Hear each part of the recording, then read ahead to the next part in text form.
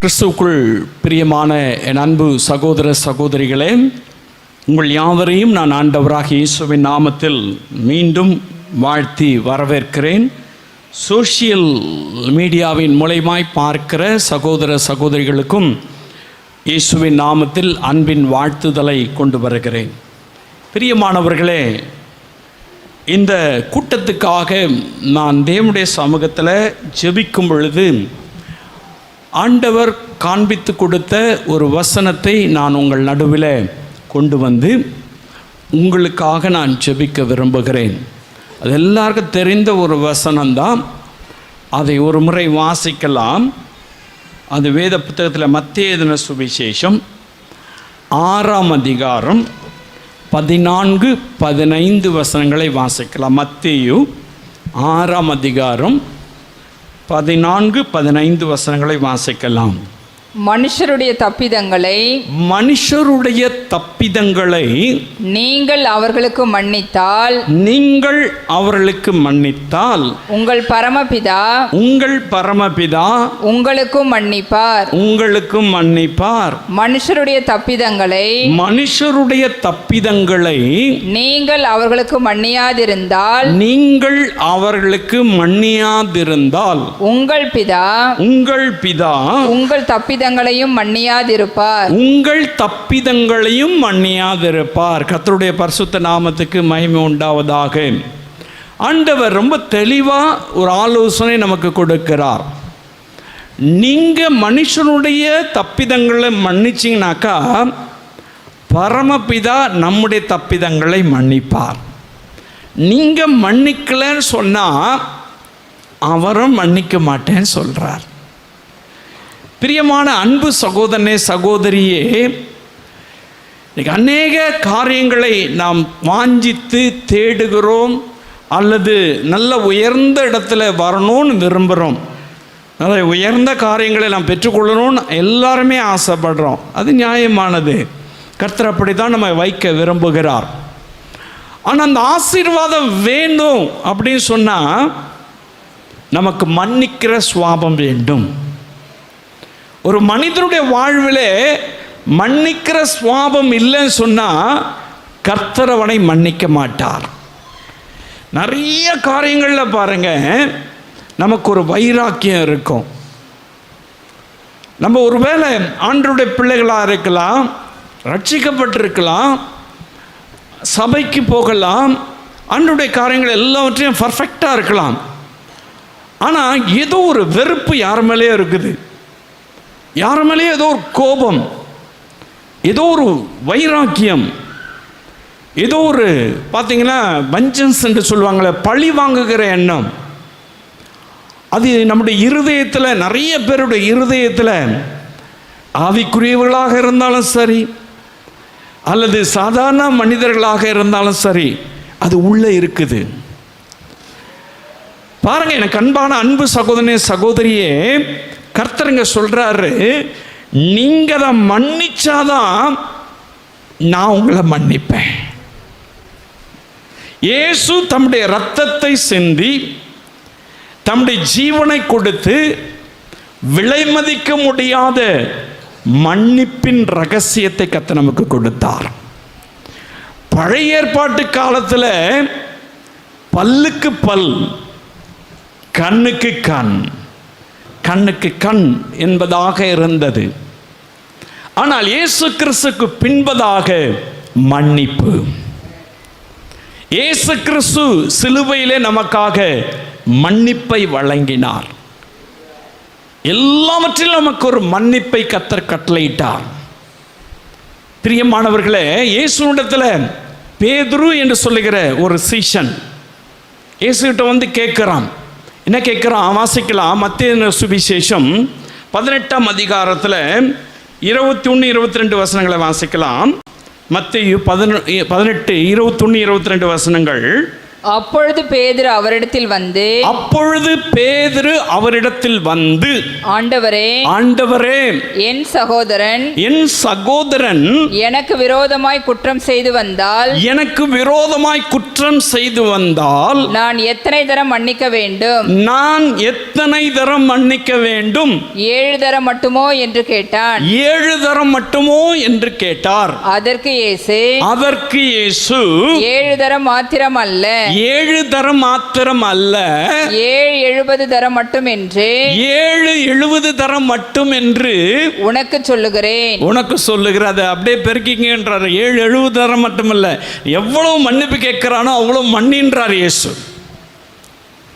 ஆண்டவர் இயேசு அப்படித்தான் நம்மை மன்னிக்கிற தேவனாயிருக்கிறார். ஆனால் நமக்கு பாருங்க, அந்த மன்னிக்கிற சுவாபம் இல்லை. சொந்த குடும்பத்தில் பார்த்தீங்கன்னாக்கா மருமகள் மாமியார் நிறைய வீட்டில் அப்படி ஒரு பிரச்சனை. அப்புறம் பார்த்தீங்கன்னாக்கா அவங்க கூட இருக்கிற அக்கா தங்கச்சிங்களோடு கூட பிரச்சனை. ஒருத்தருக்கு ஒருத்தர் பேசாமல் இருப்பாங்க, ஒருத்தருக்கு ஒருத்தர் ஒன்றுமே சொல்லாமல் இருப்பாங்க, எதுவுமே பேசிக்க மாட்டாங்க. பாருங்க, இப்படிப்பட்டவர்கள் ஆண்டவரிடத்திலிருந்து மன்னிப்பை பெற்றுக்கொள்ள முடியாது. ஒருவேளை இந்த வார்த்தை கேட்கிற உங்களுடைய வாழ்வில் நீங்கள் யாரையும் மன்னிக்க வேண்டி இருக்குன்னு ஆண்டவர் உங்களோடு கூட பேசிட்டு இருக்கார். ஏதோ ஒரு காரியத்தில் நீங்கள் மன்னிக்கணும். அது யாராக வேண்டுமானாலும் இருக்கலாம். உங்களுக்கு துரோகம் செய்தவர்களாக கூட இருக்கலாம், அல்லது உங்களுக்கு விரோதமான பல காரியங்களை செய்தவர்களாக கூட இருக்கலாம். நீங்கள் அவங்கள மன்னிக்கணும்னு கர்த்தர் பேசுகிறார். இன்னைக்கு மன்னிக்கிற சுவாபம் குறைந்து விட்டது, அதனால்தான் கொலைகள் பெருகி விட்டது. மன்னிக்கிற சுவாபம் குறைந்து விட்டபடினாலே தான் பலத்த இழப்புகள் தேசத்திலையும் பாவமும் பெருகி விட்டது. பிரியமான அன்பு சகோதரனே சகோதரியே, நம்முடைய வாழ்வை கர்த்தர் ஆசீர்வதிக்கணும்.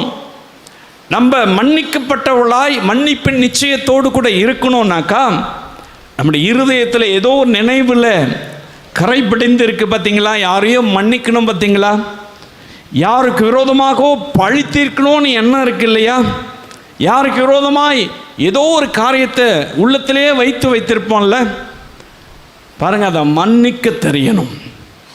ஆண்டவர் அப்போ தான் மன்னிப்பேன்னு சொல்கிறார். நீங்கள் ஒரு வேளை நினைக்கலாம், ஆண்டவரே என்னை மன்னிச்சிட்டீங்க, ரத்தத்தினால என்னை கழுவிட்டீங்க. உண்மைதான், நீங்கள் மன்னிப்பு கேட்டது உண்மைதான், இயேசு மன்னிச்சது உண்மைதான். ஆனாலும் சில காரியங்களை நீங்கள் மன்னிக்காமல் இருக்கிறபடினாலே தான் அவரிடத்திலிருந்து முழுமையான ஆசீர்வாதத்தை பெற்றுக்கொள்ள முடியல. ஹல்லேலூயா. அப்போ ஆண்டவர் ஆணித்தரமாக சொல்கிறார், அநேக இடங்களில் சொல்கிறார். நீங்கள் வாசி பார்த்தீங்கன்னாக்கா எபேசியர் 4ஆம் அதிகாரம் 32ஆம் வசனத்திலையும் கொலேசியர் 3ஆம் அதிகாரம் 13ஆம் வசனத்தை வாசி பாருங்களேன். இங்கெல்லாம் ஆண்டவருடைய வசனம் சொல்லப்பட்டிருக்கிறது, ஒருவருக்கொருவர் தயவாயும் மன உருக்கமாயும் இருந்து கிறிஸ்துவுக்குள் தேவன் உங்களுக்கு மன்னித்தது போல நீங்களும் ஒருவருக்கொருவர் மன்னியுங்கள். அதே வசனம் தான் கொலேசியர் 3ஆம் அதிகாரம் 13ஆம் வசனத்தில் சொல்லப்பட்டிருக்கிறது. ஆண்டவர் மன்னிக்க சொல்லுகிறார். இன்னைக்கு ஏதோ ஒரு காரியத்தில் நம் ஆண்டவரிடத்திலிருந்து மன்னிப்பை பெற்றுக்கொள்ளுகிறோம், ஆனால் நம்ம மன்னிக்கிறதில்ல. அதை தான் ஆண்டவர் ஓமையாக சொல்கிறாரு. நம்ம ஏற்கனவே வாசிக்க கேட்டேன், மத்தேயு சுவிசேஷத்தில் 18ஆம் அதிகாரத்தில் ஒரு நபர் இடத்துல 16,000 தாலந்து கடன் வாங்கிட்டு இருக்கான். கடன் வாங்கினவன் என்ன செய்கிறான், கடன் கொடுத்தவன் கடன் வாங்கினவனை நிர்பந்தப்படுத்தி, உன் பிள்ளைகளை உங்களுடைய குடும்பத்தை என்கிட்ட வித்துரு, நீ என்ன பண்ணுவே தெரியாது, கடனை தீர்க்கணும் அப்படின்னு சொல்கிறான். அப்போ பார்த்தீங்கன்னா அவன் காலில் விழுந்து, தயவாக இறங்க ஆண்டவரே, நான் என்னால் கடன் அடைக்க முடியல, எனக்கு தயவாக இறங்க, என்னை மன்னிச்சிருங்க அப்படின்னு சொல்லி கேட்குறான். அப்போ பார்த்துங்க மன்னிச்சிடுறாரு, அந்த முதலாளி மன்னிச்சிடுறாரு. போட்டோம், உன் கடன் தேவையில்லை, நான் ரைட் ஆஃப் பண்ணிடுறேன், அதை நான் மன்னிச்சிடுறேன், நீ கடன் கொடுக்க தேவையில்லை, நீ போயிட்டு வா அப்படின்னு சொல்லி அவனை சமாதானத்தோடு அனுப்பி வச்சிடுறாரு. இவன் வெளியில் வர்றவன் இன்னொரு நபரை பார்க்குறான். இன்னொரு நபரை பார்த்தா அவன் இவனுக்கு 100 தாலந்து கொடுக்கணும், 100 கொடுக்கணும். 100 கொடுக்கணும்னு உடனே இவன் என்ன பண்ண, அவனை கழுத்தை நெரிச்சு பிடிச்சி எடுத்துட்டு போய் ரூமில் அடைச்சி, நீ கொடுத்தால் ஒழிய விட மாட்டேன், நீ கொடுத்தால் ஒழிய விட மாட்டேன் அப்படின்னு சொல்கிறான். அவனுக்கு என்ன நடக்குது பாருங்க, வாசிக்கலாம்.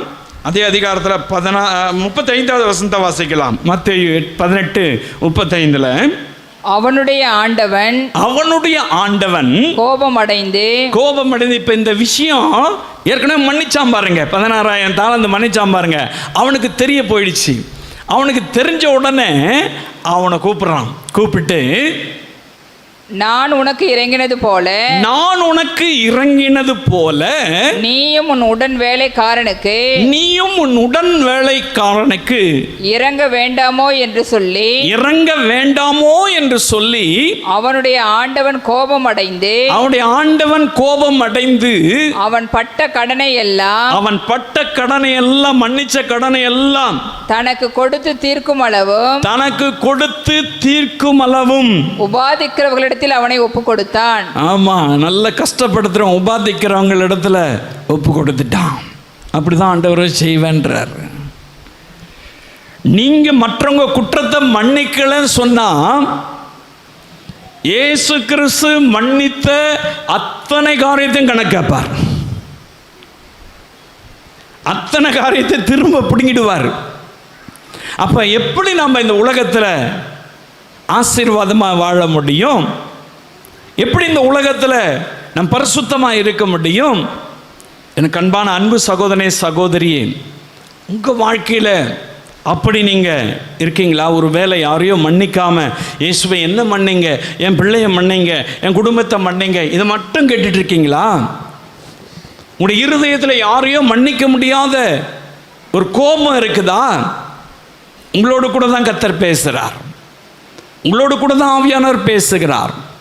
மன்னிக்கிற சுவாபம் மிக முக்கியம். ஆண்டவர் மன்னிக்க சொல்லுகிறார். மன்னித்தாதான் நமக்கு ஆசீர்வாதமே, இந்த உலகத்தில் மறுவாழ்வே. ஹல்லேலூயா. ஆண்டவராக இயேசு கிறிஸ்து ஊழியம் செய்த நாட்களிலே பலரை மன்னித்தார். பாருங்க, இயேசுவிடத்தில் திமிர்வாதம் பிடிச்சவனை கொண்டு வந்து நிறுத்துறாங்க, அவனை தூக்கிட்டு வந்து இயேசுக்கு முன்னாடி போடுறாங்க. மத்தேயு சுவிசேஷம் 9ஆம் அதிகாரம் 2ஆம் வசனத்தில் வாசி பார்த்தீங்கன்னாக்கா, இயேசுக்கு முன்னாடி வைக்கிறாங்க. அவன் பயந்து நடுங்கிட்டு இருக்கான். ஏன்னா அவன் பாவியான மனுஷன். அவனுக்கு அந்த பாவத்தினால தான் அந்த வியாதி வந்துச்சுன்னு அவனுக்கு தெரியும். அதனால் அவன் நடுக்கத்தோடு இருக்கிறான், பயந்து போயிருக்கிறான். ஏஞ்சி ஓட முடியாது, ஏன்னா கை கால் வழங்காதவன், நடக்கவும் முடியாது, படுத்த படுக்கையா கிடக்கிறான். அவனை பார்த்து இயேசு சொல்றாரு, மகனே திடன்கொள், அப்பா அவன் இருது அப்ப கப்புன்னு அடிச்சிருக்கோம். ஐயோ, ஆண்டவர் என்கிட்ட பேசுறாரு, திடன்கொள், உன் பாவங்கள் உனக்கு மன்னிக்கப்பட்டது. அந்த மன்னிப்பு அவனுக்கு ஒரு பெரிய விடுதலை கிடைத்தது. அந்த மன்னிப்பு அவனுடைய வாழ்வில் அற்புதம் நடந்தது. அந்த மன்னிப்பு அநேகருக்கு முன்பதாக அவனை சாட்சியாய் நிறுத்தினது. இயேசு ஊழியம் செய்த நாட்களிலே அப்படித்தான் ஆண்டவர் அற்புதங்களை செய்தார். இன்னைக்கு அற்புதம் வேணும்னு விரும்புகிறான்ல, எனக்கு ஆண்டவர் இதை கொடுக்கணும், திருமணத்தை நடத்தணும், குழந்தை பாக்கியம் வேணும், ஒரு நல்ல வேலை வேணும், நல்ல வீடு வேணும், என் பிள்ளைகள்லாம் ஆசீர்வாதமாக இருக்கணும், அது வேணும் இது வேணும் எல்லாம் கேட்குறோம்ல. நியாயம்தான், கேளுங்க. ஆனால் நீங்கள் மன்னிக்கிற சுவாபம் நம்மகிட்ட இருக்கா? எப்போ ஆண்டவர் அற்புதம் செய்வார்? நீங்கள் மன்னிக்கும் பொழுதுதான் ஆண்டவர் அற்புதம் செய்வார். ஆண்டவர் இயேசு மன்னிக்கிறார், அதில் எந்த டவுட்டும் கிடையாது. அவர் ஊழியம் செய்த நாட்கள் அநேகரை மன்னித்தார். இன்னைக்கு நம்மை ஆண்டவர் மன்னித்திருக்கிறார். ஆனால் அந்த மன்னிப்பு நிலைத்து நிற்கணும் அப்படின்னு சொன்னாக்கா நீங்கள் மற்றவங்களை மன்னிக்கணும். ஏதோ ஒரு வைராக்கிய குணம் உள்ளத்தில் இருந்ததுனாக்கா அதை முதல்ல ஆண்டவரிடத்தில் தூக்கி போட்டுட்டு நீங்கள் மனம் திரும்பணும். ஹல்லேலூயா. இயேசு எப்படிப்பட்ட மன்னிப்பை நமக்கு கொடுக்கிறார்? இயேசு எப்படி நம்மை மன்னித்து நமக்கு ஒரு ஆசீர்வாதத்தை கட்டளையிடுகிறார் என்பதை குறித்து தான் நான் உங்களோடு கூட சொல்லி நான் ஜெபிக்க விரும்புகிறேன். வாசிக்கலாம். யோவான் எழுதின சுவிசேஷம் 8ஆம் அதிகாரம் 1-11 வசனம் வாசிக்க வேணாம், அதை நான் உங்களுக்கு சம்பவத்தையே சொல்லிடுறேன்.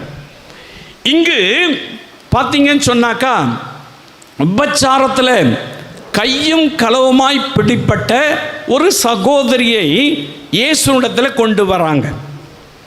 இயேசு கீழே உட்கார்ந்து எழுதிட்டு இருக்கார். அவன் கையும் களவுமாக பிடிச்சிட்டாங்க. வந்து அவங்க நியாயம் கேட்குறாங்க. அவன் கேட்குறது நியாயம்தான். அவன் என்ன கேட்குறான் தெரியுமா? மோசேயுடைய நியாய பிரமாணத்தின்படி இவளை கல்லெறிந்து கொள்ள வேண்டும், இவளை கல்லெறிந்து கொள்ள வேண்டும். இயேசு என்ன செஞ்சா தெரியுமா? உங்களில் பாவம் இல்லாதவன் முதல்ல கல்லெறிங்க அப்படின்னு சொன்னார்.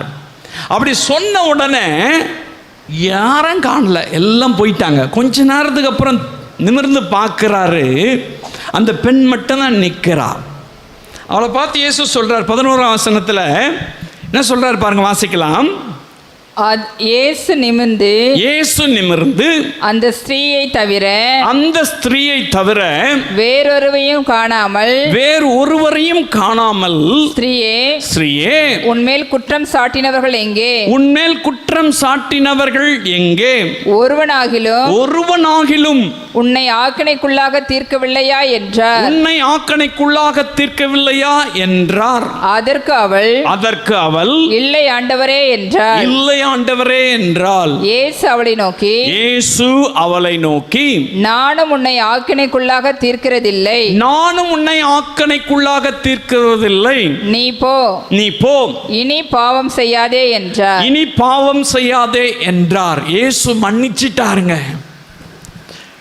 எனக்கு அன்பானவர்களே, ஒருவேளை இயேசு அன்னைக்கு அந்த இடத்துல இருந்து மன்னிக்கலன்னு சொன்னா அவளை கொன்னுட்டு இருப்பாங்க, அவ செத்து போயிருப்பான்.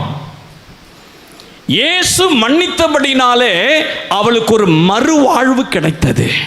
ஒரு அல்லேலூயா சொல்லுங்களேன். இயேசு நம்முடைய பாவத்தை மன்னித்ததனாலே தான் நமக்கு ஒரு மறுவாழ்வு.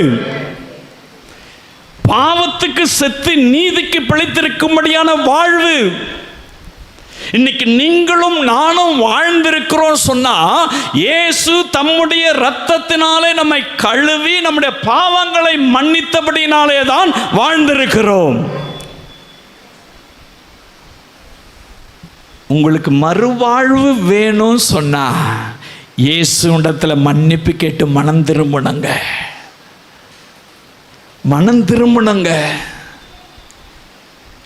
செய்த காரியத்தையே மறுபடியும் செஞ்சுட்டு இருக்கக்கூடாது, செய்த அக்கிரமத்தையே மறுபடியும் செய்யக்கூடாது. இதுதான் இயேசு வார்ன் பண்ணி அனுப்புறாரு. இனி பாவம் செய்யாது.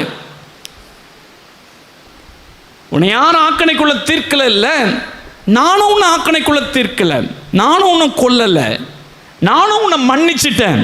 ஆனா ஒண்ணு செய், இனி பாவம் செய்யாதே. இயேசு எப்படிப்பட்ட மன்னிப்பு தரா தெரியுமா? மறுவாழ்வு தருகிற மன்னிப்பை தருகிறார். நமக்கு மறுவாழ்வை கர்த்தர் கொடுத்திருக்கிறார். நமக்கு மறுவாழ்வை இயேசு தந்திருக்கிறார். நீங்க மற்றவங்களை மன்னிக்கிறதுக்கு தயங்குறீங்களே, மற்றவர்களை நீங்க மன்னிப்பதற்கு ஏதோ ஒன்று தடுக்குத, ஏதோ ஒரு காரியத்தினால மன்னிக்க முடியாம அமர்ந்திருக்கிறோமே, ஏதோ ஒரு வைராக்கியம், ஏதோ ஒரு கோபம், ஏதோ ஒரு சூழ்நிலையின் குற்றம், ஏதோ ஒன்று உங்களை தடுத்து கொண்டிருக்கிறது.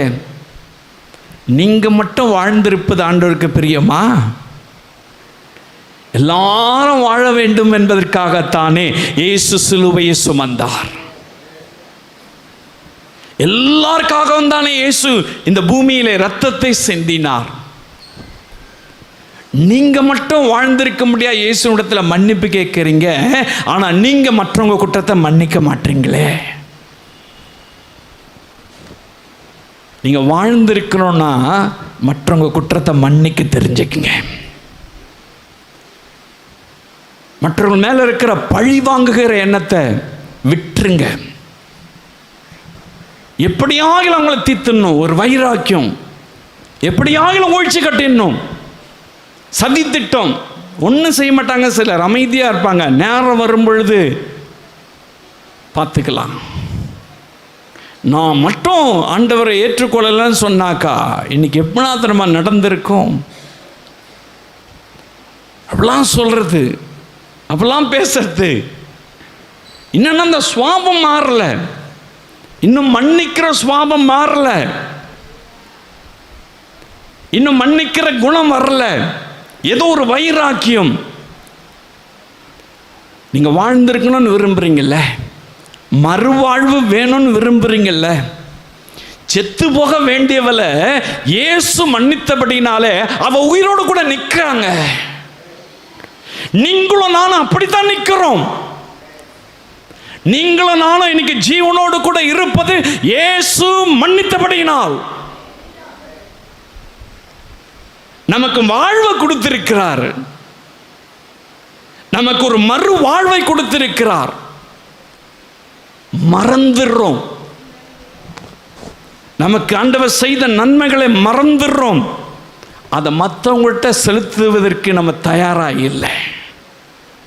மற்றவங்கள்ட்ட மன்னிப்பு அவங்களுக்கு வழங்குவதற்கு நம்ம தயாராக இல்லை. அதனால தான் மனிதனுடைய வாழ்வில் பிரச்சனைகள் வருகிறது. யாரோ பிரச்சனையை கொண்டு வந்துட்டான், எங்கிருந்தோ பிரச்சனை வந்துடுச்சு. ஒன்றும் இல்லை, உங்கள் இருதயத்திலிருந்து தான் பிரச்சனை வருது. இருதயம் தான் மகா கேடுள்ளதும் கிறுக்குள்ளதுமாக இருக்கிறது. அதை அறியத்தக்கவன் யார்? கர்த்தர் ஒருவரே அறியத்தக்கவர். அவர் உள்ளந்திரியங்களை ஆராய்ந்தறிந்திருக்கிற தேவன். உனக்கு வாழ்வு கொடுத்தாரு, உங்களுக்கு வாழ்வு கொடுத்தாரு. நீங்கள் மன்னிச்சிருக்கீங்களா? உங்கள் வீட்டில் இருக்கிறவங்கள மன்னிச்சிருக்கீங்களா? உங்கள் சொந்தக்காரர்களை மன்னிச்சிருக்கீங்களா? உங்கள் கணவர் மனைவி அல்லது உங்கள் மாமியார் மருமகள் மன்னிச்சிருக்கீங்களா? மாமியார்னாக்கா ஒரு பார்வை, மருமகனா மாமியார் ஒரு பார்வை, மகனா ஒரு பார்வை.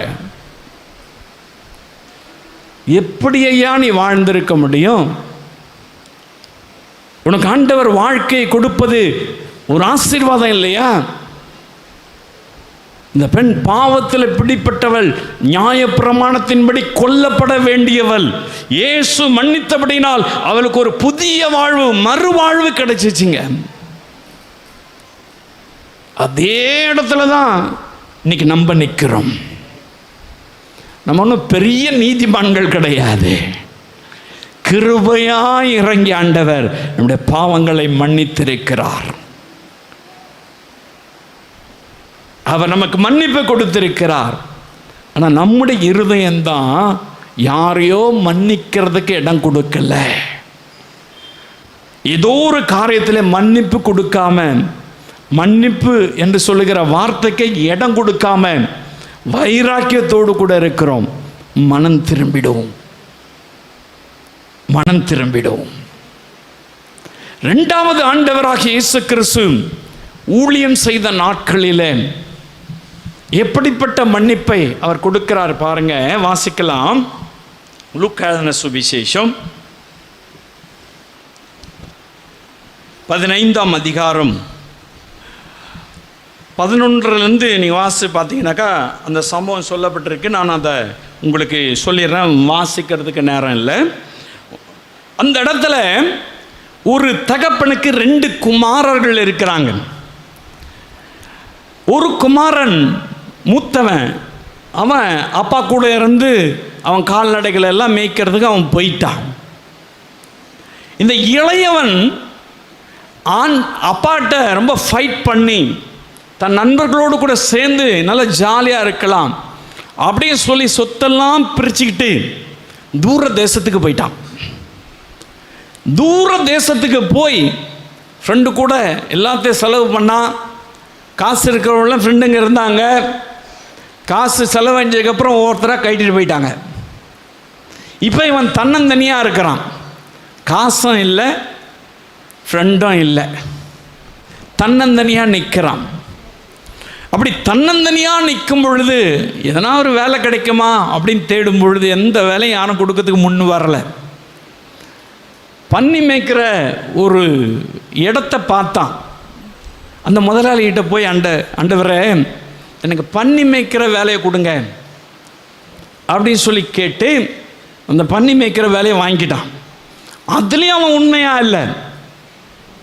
பன்னிக்கு போடுற தவிட்ட இவன் சாப்பிட ஆரம்பிச்சிட்டான். அவ்வளோ பசி கொடுமை. ஆனால் அவங்க அப்பா வீட்டில் நிறைய பேர் வேலை செய்கிறாங்க, ஏராளமான பேர் வேலை செய்கிறாங்க. இவன் என்ன பண்ணிட்டான், இப்போ பன்னி மேய்ச்சிட்டு இருக்கான், பன்னிக்கு போடுற தவிட இவன் சாப்பிட்றான். இந்த நிலைமையில தான் பாருங்க அவனுக்கு ஒரு புத்தி தெளிவு வருது. புத்தி தெளிவு வந்த உடனே எங்கள் அப்பா கிட்ட போய் நான் ஒரு மன்னிப்பு கேட்டுறேன். எங்கள் அப்பா வீட்டில் அநேக வேலைக்காரங்க இருக்காங்க, நான் மகனா போல ஒரு வேலைக்காரனா அந்த இடத்துக்கு நான் போகிறேன் அப்படின்னு முடிவு பண்ணி என்ன பண்ணுறான், மறுபடியும் திரும்பி அவங்க அப்பாட்ட வர்றான். அப்படி வரும்பொழுது அவங்க அப்பா தூரத்தில் பார்க்குறாரு. தூரத்தில் பார்த்த உடனே இவன் அழுக்காக இருக்கிறான். பன்னி கூட்டத்துக்கு கூட இருந்தால் எப்படி இருப்பான் பார்த்துங்க. பன்னி தவிட்ட தின்றவன் எப்படி இருந்திருப்பான், அப்படி தான் இருந்திருப்பான். பன்னி போல தான் இருந்திருப்பான். பன்னி ரொம்ப சுத்தமான இடத்துல இருந்திருக்கேன்ல. வெள்ளை பன்னி கிடையாது, இப்போ வளர்க்குற பன்னி கிடையாது. சாக்கடையிலையும் அழுக்குலையும் அது பயங்கரமான ஒரு அசுத்தமான மிருகம். அந்த மாதிரி தான் அவன் இருந்திருப்பான். அவங்க அப்பா கிட்ட வரும் பொழுது அவங்க அப்பா என்ன பண்ணார் தெரியுமா, ஓடி போய் அவனை கட்டி பிடிச்சிக்கிட்டாரு. ஓடி போய் கட்டி பிடிச்சிக்கிட்டு அங்கே இருக்கிற வேலைக்காரெல்லாம் கூப்பிட்டாரு. எல்லாரையும் கூப்பிட்டு விருந்து ஒன்று ஆயத்தப்படுத்து, விருந்து ஆயத்தப்படுத்துன்னு சொல்லி ஏற்பாடு பண்ணி அவனுக்கு மோதிரம் எடுத்துன்னு வா, அவனுக்கு ட்ரெஸ் எடுத்துன்னு வா, அவனுக்கு பாதரட்சை எடுத்துட்டு வா, எல்லாத்தையும் கொண்டு வந்து போடுறார் அவனுக்கு. இவனுக்கு ஒன்றும் புரியல. இவன் சொல்றான், இவன் என்ன சொல்றான் பாருங்க, வாசிக்கலாம். 21ஆம் வசனத்தை வாசிக்கலாம். குமாரன் தகப்பனை நோக்கி, குமாரன் தகப்பனை நோக்கி, தகப்பனே தகப்பனே பரத்துக்கு விரோதமாகவும் பரத்துக்கு விரோதமாகவும் உமக்கு முன்பாகவும் பாவம் செய்தேன், உமக்கு முன்பாகவும் பாவம் செய்தேன். இனிமேல் உம்முடைய குமாரன் என்று சொல்லப்படுவதற்கு, இனிமேல் உம்முடைய குமாரன் என்று சொல்லப்படுவதற்கு நான் பாத்திரன் அல்ல என்று சொன்னான். நான் பாத்திரன் அல்ல என்று சொன்னான். அவனுக்குத்தான் அந்த தகப்பன் பாருங்க விருந்து ஆயத்தப்படுத்துறார். பிரியமான அன்பு சகோதரனே சகோதரியே, இவனுடைய வாழ்வில் தரித்திரத்தில் கிடந்தான், பாவத்தில் கிடந்தான், கீழ்ப்படியாம கிடந்தான், அயோக்கியமான காரியத்தை செஞ்சான். அவனே சொல்றான், ஆண்டவருக்கு விரோதமாகவும் உமக்கு விரோதமாக நான் பாவம் செஞ்சிட்டையா, உங்களுடைய பிள்ளைன்னு சொல்றதுக்கு நான் தகுதியானவன் கிடையாது, உடைய வேலைக்காரில் ஒருத்தனா என்னை சேர்த்துக்குங்க ப்ளீஸ் கெஞ்சறான். அவங்க அப்பா என்ன பண்ணார் தெரியுமா, அவனுக்கு மோதிரத்தை போட்டாரு, புதிய ஆடைகளை போட்டாரு, பாதரட்சியை போட்டார், ஊரை கூட்டினாரு. ஊரே திருவிழா கோலம் பூண்டது. பெரிய விருந்தை ஆயத்தப்படுத்தினார். பிரியமான அன்பு சகோதரனே சகோதரியே, ஆண்டவர் எப்படி மன்னிக்கிறார் தெரியுமா, மறுவாழ்வு தந்து மன்னிக்கிறது மாத்திரமல்ல, ஒரு புதிய வாழ்க்கை கர்த்தர் நமக்கு தந்து மன்னிக்கிறார். The new life, அவனுக்கு ஒரு புதிய வாழ்வு. அவனுடைய வாழ்வில் அவன் எதிர்பார்க்காத ஒரு புதிய வாழ்க்கை, ஒரு புதிய வாழ்க்கையை கர்த்தர் கொடுக்கிறார். உங்களுக்கு ஆண்டவர் கொடுத்திருக்கார்ல. ஒருவேளை பொல்லாத மனிதர்களாக நாம் இருந்திருக்கலாம், பாவத்தில் கிடந்திருக்கலாம், அயோக்கியமான காரியத்தை செய்திருக்கலாம், குடிகாரர்களாக இருந்திருக்கலாம், ஏதோ ஒரு பாவத்தில் அடிமையாக கிடந்திருக்கலாம். நம்ம இயேசு மன்னித்து நமக்கு ஒரு புதிய வாழ்க்கையை கத்தர் கொடுத்திருக்கிறார்ல, அதுதான் அவர் கொடுக்கிற மன்னிப்புனால கிடைக்கிற ஆசீர்வாதம்.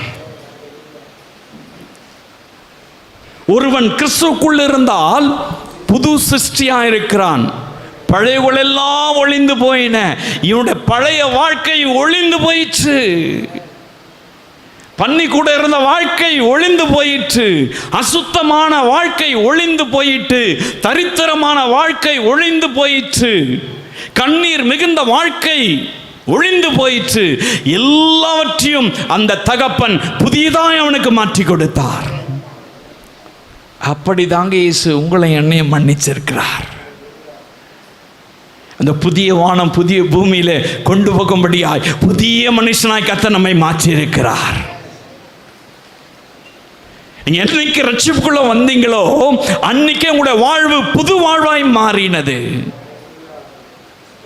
பழசெல்லாம் ஓடிச்சு. இயேசு மன்னித்தபடினால தான் இன்னைக்கு கொலைகாரம் பாஸ்டரா இருக்கான். இயேசு மன்னித்தபடினாலே தான் ஜெயிலில் இருந்தவங்க அநேகர் இன்னைக்கு பாஸ்டரா இருக்காங்க. இயேசு மன்னித்தபடினாலே தான் இன்னைக்கும் கூட பார்த்தீங்க, கிரகாம் ஸ்டெயினை கொன்றவன், கிரகாம் ஸ்டெயின் என்று சொல்லுகிற ஒரு தேவ மனுஷனை ஒரிசாவில் கொளுத்தினவன் தேவ ஊழியக்காரனாய் மாறினான். அந்த சகோதரியை மன்னித்தாங்க. இயேசு மன்னித்தார். ஒரு புதிய வாழ்வு, ஒரு புதிய வாழ்வு உங்களுக்கு ஆண்டவர் கொடுத்திருக்காங்க. மறந்துடாதீங்க, நீங்க புது சிருஷ்டிகள், இயேசுவின் நாமம் தரிக்கப்பட்டவர்கள். எனக்கு ஆண்டவர் இதை கொடுங்க அதை கொடுங்க, உங்களுக்கு தான் எல்லாத்தையும் கொடுத்துட்டாரு. அப்பா விருந்து ஆயத்தப்படுத்திட்டாரு. ஆண்டவர் எல்லாம் மோதிரத்தை போட்டுட்டாரு. ஆண்டவர் எல்லா காரியத்தையும் கொடுத்துட்டாரு. எல்லா புதிய ஆடை கொடுத்துட்டார், பாதரட்சை கொடுத்துட்டார், சொத்தை கொடுத்துட்டார், எல்லாத்தையும் கொடுத்துட்டார். நீங்க தான் புதிய மனுஷராக இருக்கீங்களே, இன்னும் என்ன ஆண்டவர்கிட்ட கேட்குறீங்க?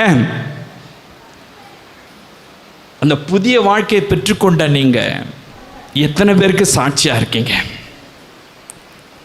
இயேசு என் வாழ்வை புதியதாய் மாற்றினார் என்பதற்கு நாங்கள் சாட்சிகளாய் இருக்கிறோம் என்று சொல்லுகிற நிச்சயத்தோடு இருக்கீங்களா?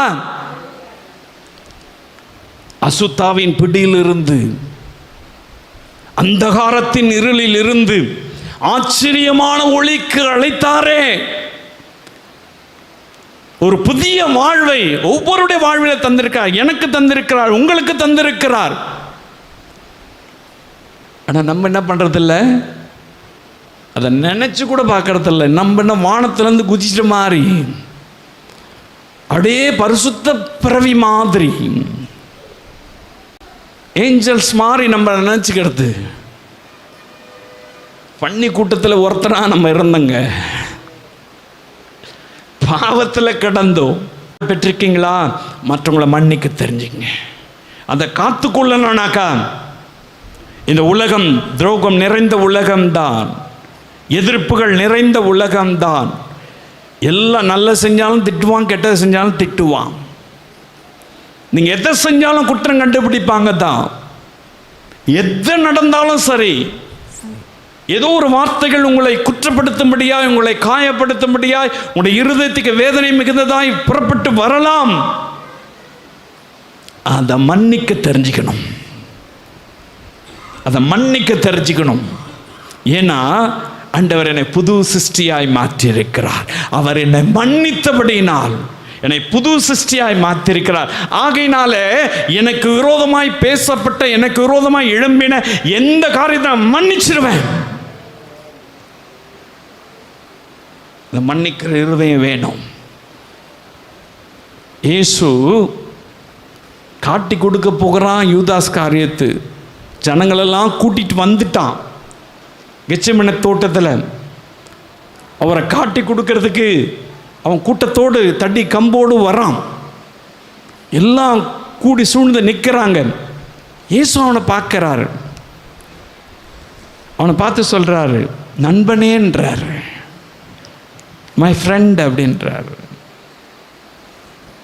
நண்பனே அப்படின்றாரு. துரோகின்னு சொல்லியிருப்பேன் நீங்களா? நானும் காட்டி கொடுக்க வந்துட்டியாடான்னு சொல்லியிருப்போம். இயேசுக்கு தெரியும் அவர் என்னென்ன பண்ண போகிறாங்கன்னு. அவர் எல்லாவற்றையும் ஆவியிலே உணர்ந்திருந்தார், எல்லாருக்கும் தெரியும். ஆனாலும் தன்னை காட்டி கொடுக்கிறவனை, தனக்கு விரோதமாய் எழும்பினவனை இயேசு மன்னிக்கிறார். அவன் அந்த மன்னிப்பை காத்துக்கொள்ளல, அவ்வளவுதான். பேதுரு மன்னிப்பை காத்து கொண்டான், ஓடியாந்தான், ஆண்டவர் மன்னிச்சாரு, அப்புறம் மனம் திரும்பிட்டான். பிரியமான அன்பு சகோதரனே, சகோதரியே, உங்கள் வாழ்வில் கர்த்தர் புதியதானவைகளை செய்திருக்கிறார். ஒரு புதிய மனுஷனாய் கர்த்தர் நம்மை மாற்றியிருக்கிறார். அவருடைய மன்னிப்பு அந்த ஆசீர்வாதத்தை கொடுக்கிறது. நீங்கள் அந்த ஆசீர்வாதத்தை பெற்றிருக்கீங்கல்ல? சந்தேகம் இருக்கா? ஒரு புதிய வாழ்வு பெற்றிருக்கீங்கள? ரட்சிப்பின் வாழ்வு, அபிஷேகத்தின் வாழ்வு, இயேசுவோடு கூட நடக்கிற ஒரு வாழ்வு, தேவனுடைய வசனத்தை காத்து கொள்ளுகிற ஒரு வாழ்வு, அதுதான் புதிய வாழ்வு. ஹல்லேலூயா! நமக்கு ஆண்டவர் தந்திருக்கிறார். நீங்கள் மற்றவர்களை மன்னிக்கும் பொழுது அதை காத்து கொள்ள முடியும். ஹல்லேலூயா! மூன்றாவது ஒரு காரியத்தை சொல்லி நான் முடிக்கிறேன். வாசிக்கலாம். லூக்கா எழுதின சுவிசேஷத்தில் 23ஆம் அதிகாரம் 42, 43 வசனங்களை வாசிக்கலாம்.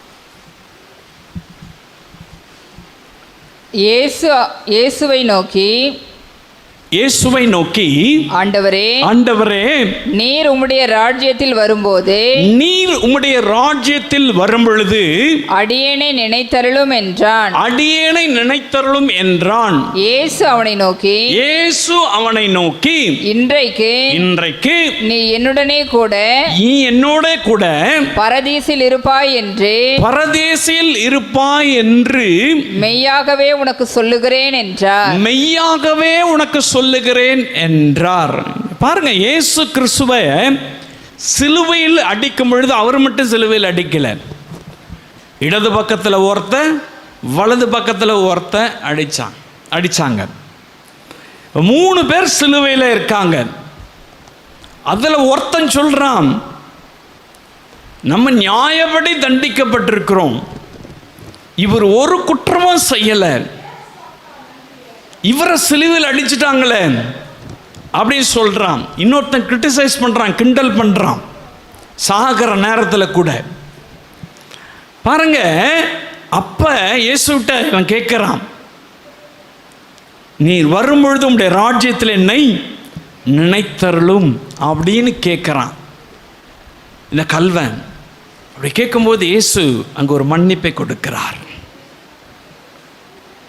இன்றைக்கு என்னோடு கூட நீ பரதேசில் இருப்பாய் என்று இயேசு அங்கு ஒரு மன்னிப்பை தருகிறார். அவன் கேட்டான், சாதாரணமாக கேட்டான், உணர்ந்து கேட்டான். நீர் வரும் பொழுது என்னை நினைத்தருளும்,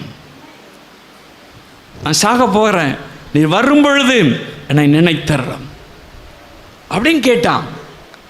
அப்படி கேட்ட உடனே இயேசு சொல்லிட்டாரு, இன்றைக்கு என் கூட நான் பரதேசிக்கு போகிறேன்யா, இளைப்பாற ஸ்தலத்துக்கு போகிறேன், பாரடைஸுக்கு போகிறேன், நீ என் கூட வருவ, என் கூடவே நான் உன்னை கூட்டிகிட்டு போயிடுவேன் அப்படின்னு சொல்லிட்டாரு. ஒரு மன்னிப்பை கொடுத்து அவனை கூட்டிகிட்டு போயிட்டாரு. அது என்ன மன்னிப்பு தெரியுமா? நித்திய வாழ்வு தருகிற மன்னிப்பு. இந்த உலகம் அந்த மன்னிப்பை தர முடியாது, மனிதர்கள் அந்த மன்னிப்பை தர முடியாது. இயேசு கிறிஸ்து ஒருவர் மாத்திரம்தான் நித்திய வாழ்வை தரக்கூடிய மன்னிப்பை தர முடியும். எந்த மனிதனோ, எந்த சோவோ, எந்த ஊழியக்காரனோ இந்த மன்னிப்பை உங்களுக்கு தர முடியாது. இயேசு ஒருவர் தான் நித்திய வாழ்வை தர முடியும். அவர் ஒருவர் தான் சொன்னார், இதோ மரித்தேன், சதா காலங்களில் உயிரோடு கூட இருக்கிறேன். அவர் உயிருள்ள தேவன். அவர் மன்னிச்சார்னாக்கா நமக்கு நித்திய வாழ்வு. இன்னைக்கு நம்ம சொல்றோம், நாம் மரிச்சா தேவனுடைய சமூகத்தில் நித்தியமாய் வாழ்ந்திருப்பேன் என்று சொல்லி. அந்த வாழ்வை கொடுக்கிற மன்னிப்பு தான் இயேசு தருகிற மன்னிப்புங்க. இது பணம் கொடுத்து வாங்க முடியாது. நம்ம செய்கிற தியாகத்தினால கிடைக்காது, நம்ம செய்கிற ஊழியத்தினால கிடைக்காது. அவர் கொடுக்கிற மன்னிப்புனாலே நமக்கு கிடைக்கிறது நித்திய வாழ்வு, எப்பொழுதும் வாழ்ந்திருக்கிற ஒரு வாழ்வு. மரித்தாலும் அவன் என்றென்றைக்கும் பிழைத்திருப்பான். எப்பொழுதும் பிழைத்திருக்கிற ஒரு வாழ்வு, நித்திய வாழ்வு. அந்த கல்வனுக்கு இயேசு கொடுத்துட்டாருங்க. அவன் பாவம் மன்னிக்கப்பட்டதுனால, அவன் உணர்ந்து ஆண்டவரே நீர் வரும்பொழுது என்னை நினைத்தரணும் கேட்டதுனால அங்கேயே மன்னிச்சாரு. அப்பவே அவனை நித்திய வாழ்வுக்கு கூட்டிட்டு போயிட்டாரு. இயேசு உங்க பாவத்தை மன்னிச்சிருக்காரு. அது மட்டும் இல்லை, புதிய வாழ்வை தந்திருக்கிறார். அது மட்டும் இல்லை, நித்திய வாழ்வை தருவதற்காக அவர் நம்மை மன்னித்திருக்கிறார். ஆனால் அந்த நித்திய வாழ்வை சுதந்திரிக்கணும்னு சொன்னாக்கா நீங்க மற்றவர்களை மன்னிக்கணும். நீங்க மற்றவங்களை மன்னிக்கணும். Very simple. நித்திய வாழ்வு வேணும்னு விரும்புகிறோம், பரலோக ராஜ்யம் வேணும். இந்துக்கள் சொல்லுவாங்க மோட்சம், இது சொர்க்கம் மோட்சம் இல்லையா, அப்படிதான் சொல்லுவாங்க.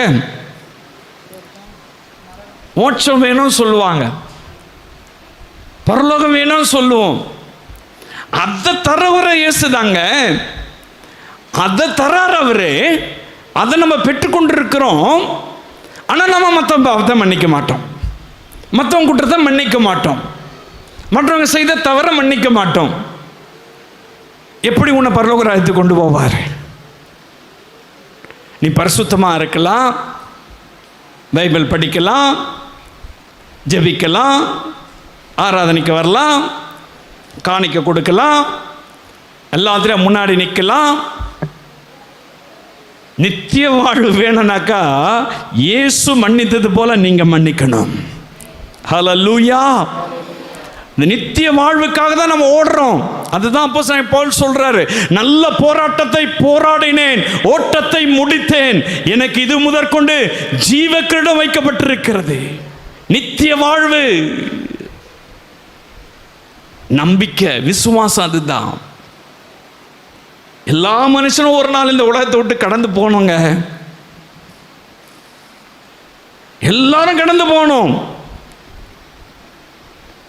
எப்படிப்பட்ட மனிதன் கடந்து போகணும்? போய்தான் ஆகணும். எங்க போறோம்?